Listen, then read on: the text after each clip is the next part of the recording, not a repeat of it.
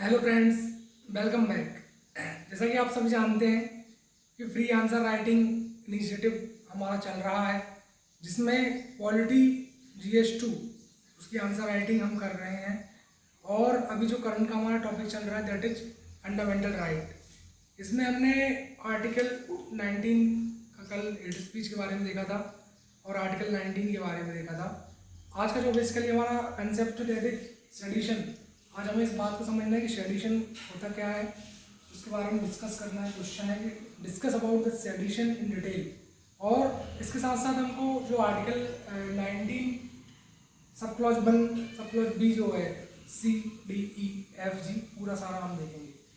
तो सबसे पहले हम समझते हैं सेडिशन के बारे में कि भाई सेडिशन होता क्या है। तो सेडिशन को एकदम शुद्ध हिंदी में हम बात करें तो राजद्रोह जिसे हम बोलते हैं। तो बेसिकली कॉलोनियल है हैंगओवर जो लॉ है, ये ब्रिटिश के टाइम पीरियड से चल रहा है। क्योंकि जब जो 1857 का रिवॉल्ट हुआ था उसके बाद जो है ब्रिटिश ने मेजर्स लिए और सेडिशन को इंट्रोड्यूस किया, जिससे कि जो भी लोग आवाज़ उठा रहे हैं इंडिपेंडेंस के लिए उसको कर्व किया जाए। तो जैसा कि आप जानते हैं कि जो इंडिपेंडेंस का टाइम पीरियड था उस टाइम पर जैसे हमारे जो बाल गंगाधर तिलक हैं तो उनके जो है केसरी और मराठा दो न्यूज़पेपर चलते थे। अमृत बाजार पत्रिका शिशिर कुमार घोष की चलती थी। सो अलग अलग जो भी फ्रीडम फाइटर थे उनकी पत्रिका चलती थी और उसमें वो अपने जो भी इंडिपेंडेंस के लिए लोगों को मतलब अनुरोध करते थे कि आज़ादी की लड़ाई हमको लड़ना है। जो भी अपने व्यू थे गवर्नमेंट के खिलाफ, क्योंकि जो भी इकोनॉमिक एक्सप्लॉयटेशन हो रहा था फार्मर का, इंडिगो मतलब कल्टीवेट करने के लिए बोलते थे, कमर्शियल एक्सप्लॉयटेशन हो रहा था। और परमानेंट सेटलमेंट, जमींदारी, महलवाड़ी सिस्टम, उसके थ्रू जो है कहीं ना कहीं एविक्शन फ्रॉम लैंड जो भी लोगों को करते थे। और ह्यूज टैक्स था, सनसेट क्लॉज लॉ था कि अगर सूरज मतलब जो है अस्त हो गया उसके पहले पहले अगर आपने जो है अपना कर नहीं चुकाया तो आपको आपके लैंड से बर्खास्त किया जाएगा और लैंड हड़प लेंगे आपका। सो ये सारी जो पॉलिसीज थी इकोनॉमिक एक्सप्लॉयटेशन की, इन सबको उजागर किया हमारे फ्रीडम फाइटर ने। 1957 रिवॉल्ट में आप जानते ही हैं किस तरीके से हमारे जो सैनिक थे उनके आने में जो है मतलब जो कहना चाहिए कि नॉन वेज वगैरह मतलब 85 वगैरह बोन वगैरह वो मिला देते थे। और उनको जिस तरीके का वेज वगैरह मिलना चाहिए वो नहीं मिलता था। जो इंग्लिश के जो ब्रिटिश के जो सैनिक थे उनको ज़्यादा वेज मिलता था, इम्पोर्टेंट पोजीशन उनको मिलती थी।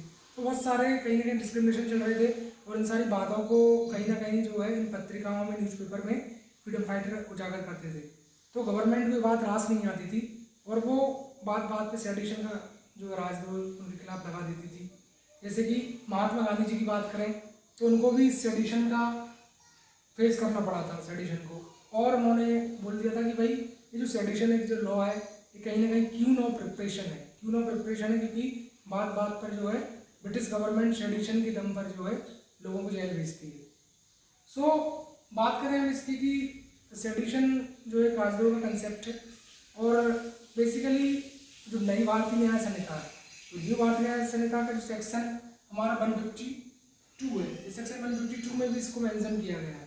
और इसमें लाइफ इम्प्रिजनमेंट तक का है कि अगर इलेक्ट्रॉनिक मीन से कम्युनिकेशन से राइटिंग में ठीक है या ओरली कोई भी व्यक्ति अगर प्रमोट कर रहा है ससेशन या कहना चाहिए सेपरेट होना कि हमको भारत से अलग होना है, अलगाववाद की या कम्युनलिज्म, या लोगों को भड़काए कि भाई हमको देश के खिलाफ लड़ना है, नक्सलिज्म भी प्रमोट करना है, और जो भी सोवरेनिटी इंटीग्रिटी है पब्लिक ऑर्डर उसको हमें डिस्टर्ब करना है, राइटिंग में स्पीच के थ्रू राजद्रोह जैसी बातें फैलाए, और कहीं ना कहीं इंडिया की जो इंटीग्रिटी है जो यूनिटी है उसको करप्ट करने की अगर बात करें कोई भी व्यक्ति तो उसके खिलाफ सेडिशन का कंसेप्ट आगे लग सकता है और लाइफ इम्प्रिजनमेंट तक का जो है कि भाई जिंदगी भर आप जेल के अंदर सड़ेंगे।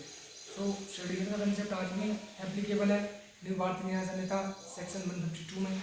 और हम फर्दर थोड़ा बात करें तो जो भी कुछ दिन पहले जो IPS की मतलब जो ट्रेनिंग के बाद जो होम मिनिस्टर उनसे मिले थे और उन्होंने अपने स्पीच में बोला था कि जो भी IPS ऑफिसर है उनको इस चीज़ को मतलब जो भी सेडिशन है या अनलॉफुल एक्टिविटी प्रिवेंशन एक्ट है इनको अप्लाई करने में हिचकना नहीं चाहिए। अगर सही तरीके से अगर कोई सेडिशन को अगर प्रमोट कर रहा है, राजद्रोह की बात कर रहा है तो हम उसके खिलाफ जो है एक्शन ले सकते हैं सेडिशन के थ्रू। तो इस बात को होम मिनिस्टर जी ने बोला।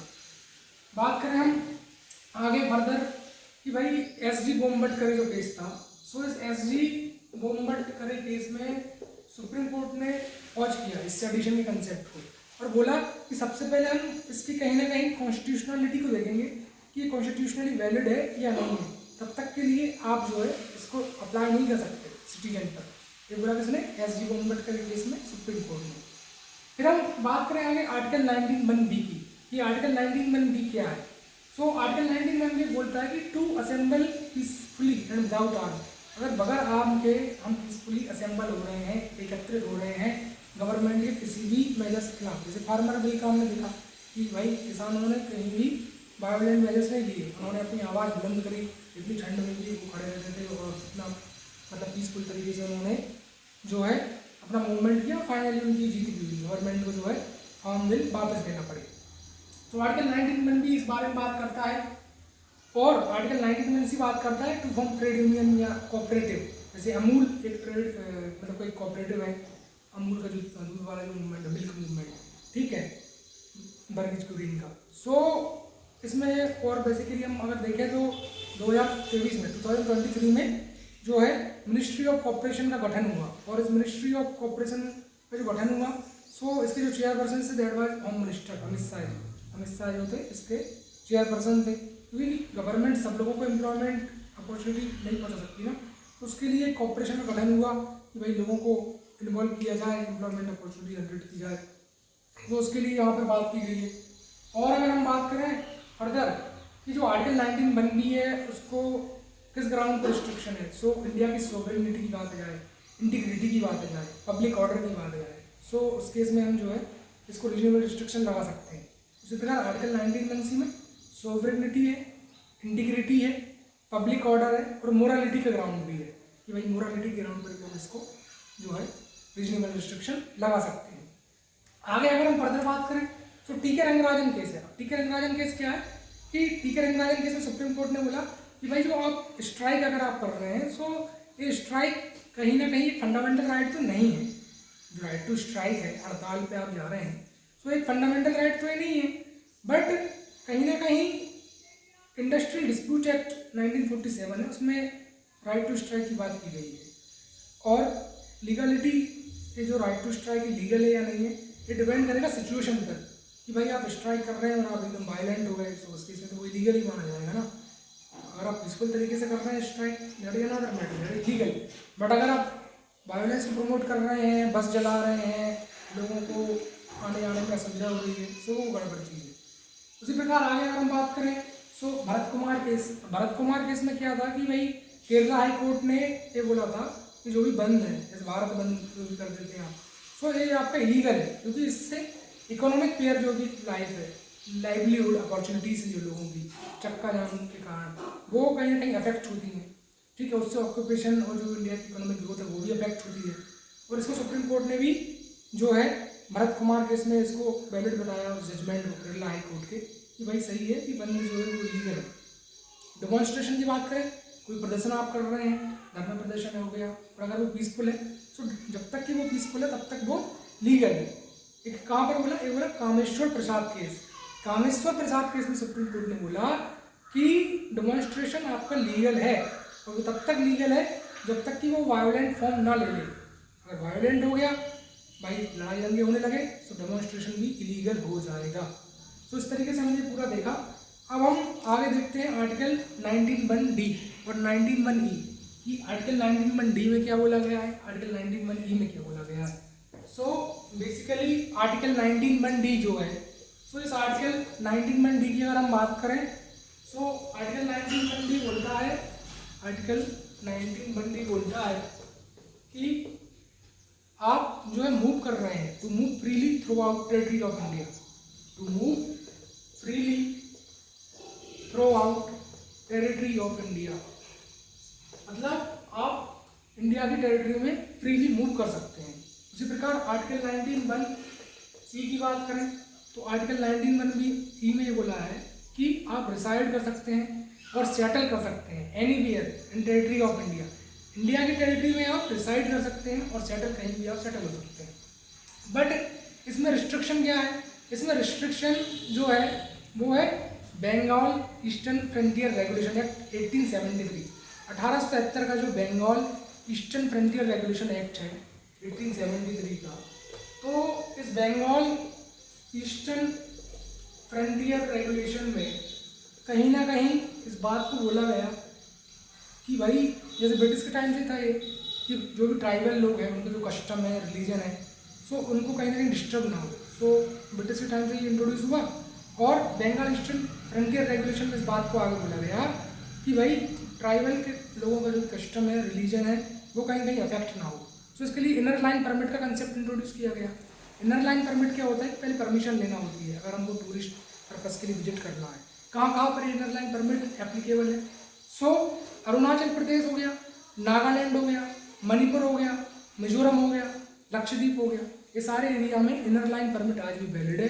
तो वहाँ अगर आपको जाना है तो पहले गवर्नमेंट से परमिशन आपको लेना पड़ेगी, या कोई फॉरेन टूरिस्ट वो अगर वहाँ विजिट करना चाह रहे हैं तो उनको भी परमिशन लेना पड़ेगी।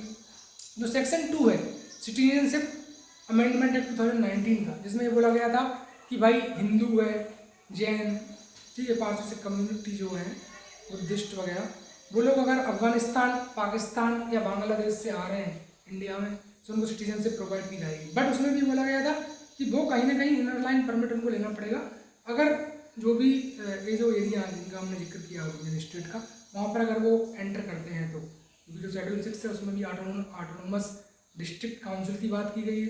सो कहीं ना कहीं हमको ट्राइबल का जो भी प्रिजर्व करना है, कस्टम, रिलीजन वगैरह। बात करें जैसे कि मूवमेंट की बात थी, मेनकागानी केस और सत्यवान सिंह केस था, इन दोनों केस में इस बात को जिक्र किया गया सुप्रीम कोर्ट ने कि भाई due process of law follow की गई। मेनकागानी केस में इंडिया में generally procedure establish by law follow होता है। ड्यू प्रोसेस ऑफ लॉ में देखा गया कि भाई कहीं ना कहीं मेनकागानी का जो पासपोर्ट जब्त किया था वो कहीं ना कहीं इलीगल था, वो सही नहीं था। गवर्नमेंट का जो एक्शन था वो सही नहीं था। क्यों? क्योंकि आप किसी व्यक्ति को जो है अगर वो बाहर मूवमेंट कर रहा है तो उसको आप रिस्ट्रिक्ट नहीं कर सकते, क्योंकि वो पर्सनल लिबर्टी जो है आर्टिकल 21 में वो उसकी आप छीन रहे हैं। क्योंकि देखा जाए तो भाई अगर कोई भी किसी ऑक्यूपेशन से अगर बाहर जा रहा है तो वो तो उसको डिस्टर्ब हो गया। जैसे कि मान लीजिए कोई म्यूजिक है, सिंगर है, कोई डांस करने वाला व्यक्ति है, आर्ट परफॉर्म कर रहा है, तो उसको तो जाना पड़ेगा ना बाहर उसको प्रमोट करने के लिए। सो उसको आप कर्म नहीं कर सकते। तो इस बात का जिक्र किया गया मेनकागानी केस और सत्यवान सिंह केस में।